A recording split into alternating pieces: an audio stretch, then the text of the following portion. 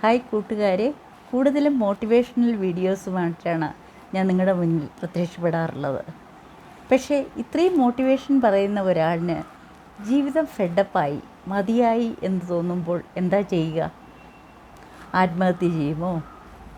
അതോ ഒളിച്ചോടി പോകുമോ നാട്ടിൽ നിന്നും?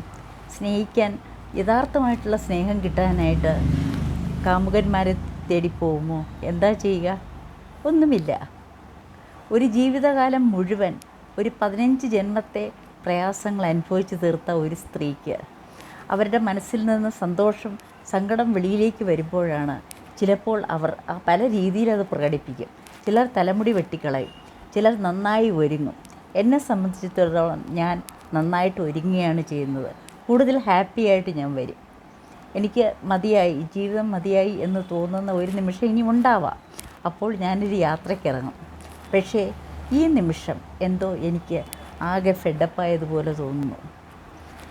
ആരുമില്ലാത്തതുപോലെ തോന്നുന്നു. എല്ലാവരുമുണ്ട്, പക്ഷേ എൻ്റെ സ്വന്തം ഹൃദയത്തിൽ വയ്ക്കാൻ ആരുമില്ലാത്തതുപോലെ തോന്നുന്നു.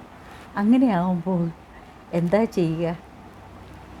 സ്വന്തമായിട്ട് നമ്മളെ സ്നേഹിക്കാൻ, നമ്മൾ മനസ്സ് തുറന്ന് അങ്ങോട്ട് കൊടുക്കുന്ന സ്നേഹം തിരിച്ച് കിട്ടാതെ വരുമ്പോൾ ഒരു സ്ത്രീക്ക് ആയാലും പുരുഷനായാലും എന്തൊക്കെയോ തോന്നും. മനസ്സിനകത്ത് വല്ലാത്ത സംഘർഷമായിരിക്കും അല്ലേ? ആ സംഘർഷങ്ങളെ നമുക്ക് പല രീതിയിൽ നേരിടാനായിട്ട് പറ്റും. ഒന്നുകിലൊരു പാട്ട് കേൾക്കുക, ഞാനത് നോക്കി. നല്ലൊരു ഫിലിം കാണുക, അത് നോക്കി, പറ്റുന്നില്ല. വേറെ നല്ല ബുക്ക് വായിച്ച് നോക്കി, അതുകൊണ്ട് പറ്റുന്നില്ല.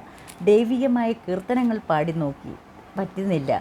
അവസാനം ജീസസിൽ കുറച്ച് ആശ്രയിപ്പിച്ച് നോക്കി, അല്പം ഒരു ആശ്വാസം കിട്ടി. ഞാൻ ഹിന്ദുവാണ് കേട്ടോ, എന്നിട്ടും. പക്ഷേ എന്നെ എന്തൊക്കെ തളർത്തുന്നത് പോലെ തോന്നുന്നു.